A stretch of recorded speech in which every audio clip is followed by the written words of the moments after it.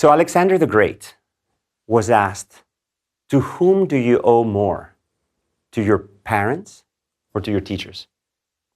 And Alexander the Great said, to my parents, I owe my life. To my teachers, I owe a meaningful life. And we all spend our lives looking for meaning. We all search constantly for, number one, what is my meaning? And number two, what is the meaning of life? And the meaning of life has so many different ways of being interpreted. And what I've realized is that my job is actually understanding the meaning of life. So I study the human genome. I look for meaning in DNA. I look for meaning in proteins. I look for meaning in chemistry, in cellular states, in patients' trajectories. And what that has allowed me to do is get an appreciation for the challenge of using all of the tools that are available today to find meaning, and for the extraordinary potential that transforming that search for meaning can have in everything we do, not just in science, but in our personal relationships, in our work life, in the way that we organize our meetings, our recordings, our pictures, our memories. So what I'm here to tell you about is how AI can help us find the meaning of life, and how AI can help us not only reveal meaning, but see meaning. What I want you to think about for a second is, what if I could see an idea, not just read it? And how mundane today's chatbots are when it comes to understanding more than just a couple of documents. It's amazing, don't get me wrong, chatbots are wonderful in being able to read one or two papers. But if you're trying to understand how these papers fit within the landscape of knowledge, AI falls short. So what I'm going to introduce to you today is an idea of cognitive cartography. The idea of building maps of meaning, semantic maps, mind maps. Because that's how most of us learn. Being able to see a picture that's worth 1,000 words, being able to see a map. When you go skiing down the mountain, you look at the map, immediately you know the great bodies of mass. You understand the main paths, the gondolas that you can take up. Imagine if what you had was a chatbot. If the chatbot was just simply sending you directions as you go down without having ever seen the map, saying turn left, turn right, go straight. That's not enough. We as humans have an extraordinarily well-developed visual cortex. We have extraordinary capabilities for visual reasoning. And we've tossed them all out the window with chatbots. Everybody says, chat is the new search. Chat is the new data analysis. Chat is the new investigation.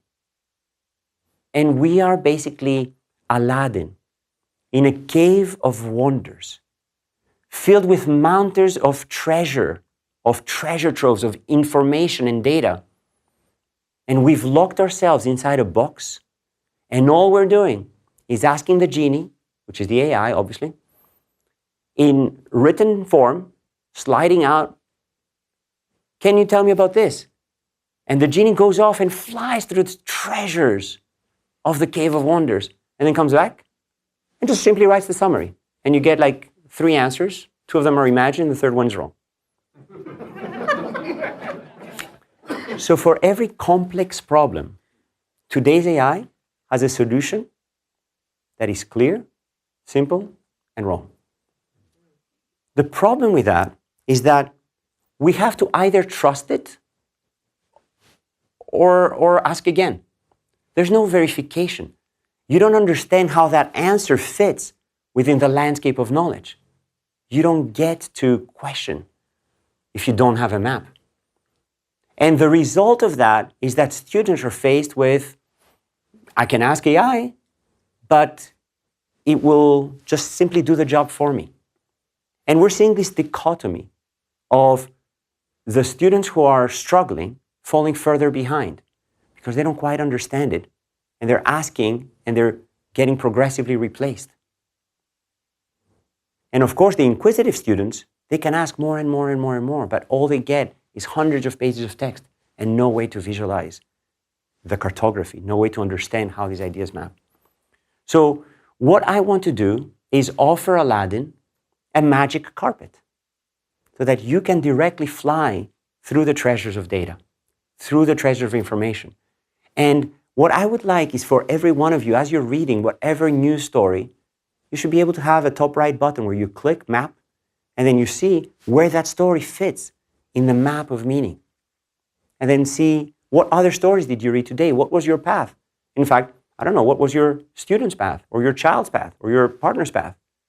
And share information through this cognitive cartography. Cognitive cartography can provide a foundation for collaboration, for being able to work together, to see each other's journey. Imagine if you could take every chat that you had with ChatGPT or every search that you had on the internet, every research journey that you had at the library, every complex problem that you faced at work, and being able to see all of your explorations through this map of meaning. So we have, with my extraordinary students here, created exactly this. We call it the seer, which in Greek is nothing but mantis. And mantis, the seer, is the same root as semantic, meaning, the same root as mantheno, which means to learn. So mantis is allowing you to now map this space of ideas and see them directly in front of you, to take 1 million articles from the New York Times and then create a cartography that builds an ontology, a hierarchical representation of all of these ideas and how they are related to each other, so that you can understand, perhaps, how to better speak with people from the other side of the aisle, how to basically focus on the meaning rather than the context or the flair or the flavor.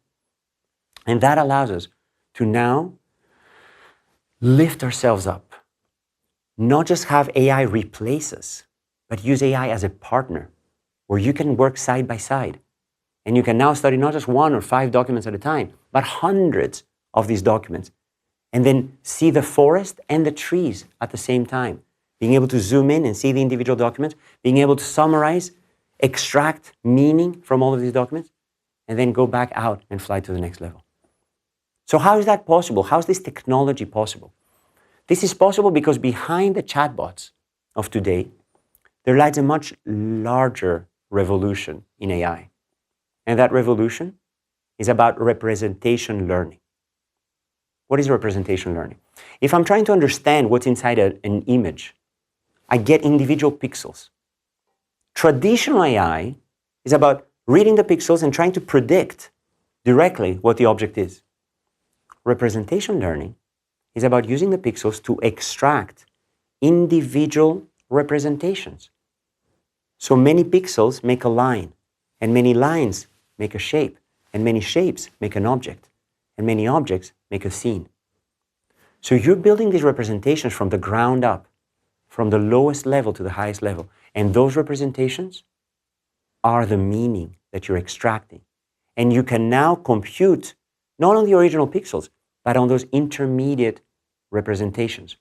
This is what we call the latent spaces, also known as an embedding landscape. What is an embedding? When we take something from a very high dimensional space and you project it into a lower dimensional bed, an embedding. You're basically throwing it into this bed. Why is that exciting? Because we can now use outbeddings. We can now start sampling from the empty spaces in human literature or the empty spaces in chemistry and extract new molecules, extract new documents, extract new ideas from regions of the landscape that you have found to be promising. So this approach of representation learning can be used in text, just like in images. So the pixels now are the individual words or even the individual syllables that you're pronouncing. And your brain is now taking these syllables and putting them together into pockets of meaning. And how are you extracting this meaning? Based on the context of every other word that you heard. And all of these words together influence each other. That's what the transformer is about. When you hear about ChatGPT, generative, pre-trained, transformer. That's what the T stands for.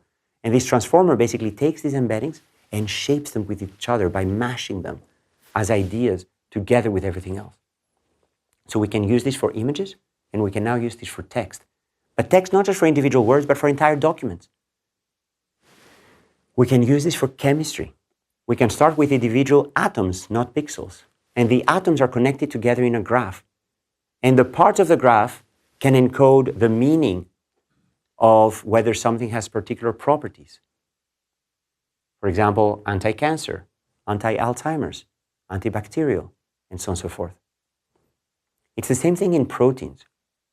You all heard about AlphaFold and how we transform biology by finding the structure of every protein. Great, we now have the structures. But what about the function? So what we're doing now is that we're taking these structures and breaking them up into meaningful parts and then seeing how those translate to function. We're doing the same thing with cellular space. We have profiled thousands of human post-mortem brain samples. So we have looked across schizophrenia, Alzheimer's, many psychiatric and neurodegenerative disorders to understand what is the molecular basis of all of these. And we've created these landscapes of meaning where the red areas are the ones where many of the cells came from Alzheimer's individuals. And the blue areas are where many of the cells came from control individuals. And what we're finding is that every red pocket is a different hallmark of Alzheimer's. So we can now point to neuroinflammation, and we can point to cholesterol transport and lipid homeostasis and amyloid clearance. All of these are distinct hallmarks that we can now see in front of our eyes. We're not asking the AI what the answer is. We're working alongside the AI to see these representations directly through this visual cartography. And beyond just biology and medicine and chemistry and science, we have used this for our everyday work. Every meeting that we have with my team is recorded. And every one of these recordings is now spread to everyone in the teams based on the geofencing of what area they're interested in. So instead of just saying, oh, here's a filter, use that keyword, you basically look directly at the embedding map and you say, hey, I want to know about that. And that's what I'm going to be following. And every week, I get a weekly update that shows me the landscape, the cartography of every idea that we discussed. So when new students join the group and they're like, hey, Professor Kellis, what should I work on? I tell them, great, tell me what you're interested in. Let me project you into that map. So now I can see all of my students working on different ideas, and I can offer up the specific topic of interest that every student cares about that directly matches the ideas that we had this week. So we have an idea navigator where you can now see ideas directly into that latent landscape. And this applies not just to our meetings, but every interaction. Every message on WhatsApp, every text message, every email, everything can be now mapped into a common landscape. And the beauty of this multimodality is that we can speak the language of humans and the language of proteins and the language of function all at the same time. So I can interact with the AI in any one of these modalities, and it is able to respond to every one of these modalities. So I want you to want more out of your AI. I don't want you to simply be complacent with, oh great, I'm going to ask the chatbot, or I'm going to do a search, and I'm going to get 10 answers. No, I want to see how those 10 answers fit within the landscape of meaning, the landscape of documents, and then go and zoom in, interact with it, and be able to extract whatever report I would like by manipulating the meaning today, to directly. So I think when we look back from 2050 to 2025, we will feel bad for the poor quality of the AI that we had access to through chatbots that we thought was going to kill us all, but in fact is not able to just give us a straight answer. We will be looking back at the jobs that we are so afraid of losing to the AI today and saying, first of all, it will do such a crappy job at what we're doing today. And second, how mundane today's jobs will feel when we look back from 2050. Because I think that if we use AI as a partner, every one of us can be lifted up to a level of understanding that sits at a higher level of representation. Life has been doing this for 3.5 billion years. Initially, building individual protein domains, individual DNA words, and then building more and more complexity on top of that. Life took 3.5 billion years to build this extraordinary world that powers our bodies, and that powers our brains, and that powers our language and our thoughts. And only now we're scratching the surface of understanding what a beautiful job it has done. How incredibly gorgeous the world around us is, not just at the phenotypic level, but going all the way down to the protein structures, to the cells, to the phenotypes, and ultimately to the DNA level. And that same hierarchy allows us to now reason as humans at a much higher level of abstraction. So I think AI is just a natural continuation of all that.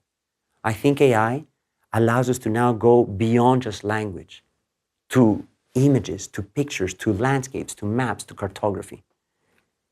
And in that search for meaning that we all have in our lives, I think AI can be our partner in not just answering simple questions, but in revealing the underlying cartography, the landscape, the pathways, the highways of meaning.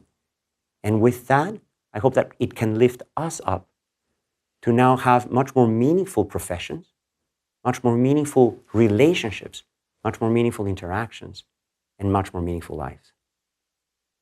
And I hope that AI can be not feared or ridiculed, but instead respected as a partner, because it's not trying to just give us a quick answer and get away from doing the hard work, but it's actually lifting us up to do a better job that any human alone would be able to do, and certainly than any AI alone would be able to do. So with that, I invite you to take on a much more partnership type role for AI in the future, to demand more of AI, not just chatbots, unlock the box, ride the magic carpet, see the treasure troves of data directly, and embrace that search for seeing ideas, not just reading about them, through cognitive cartography. Thank you.